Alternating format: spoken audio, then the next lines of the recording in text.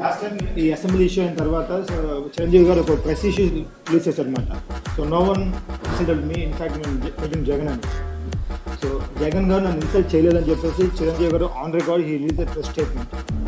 So ఆ తర్వాత పవన్ కళ్యాణ్ గారు దీన్ని చాలా హైలైట్ చేశారు, మా అన్నని అవమానించారని చెప్పేసి entire film industry was complete against you. Anything to tell about this? ఏం జరిగింది ఆ రోజు?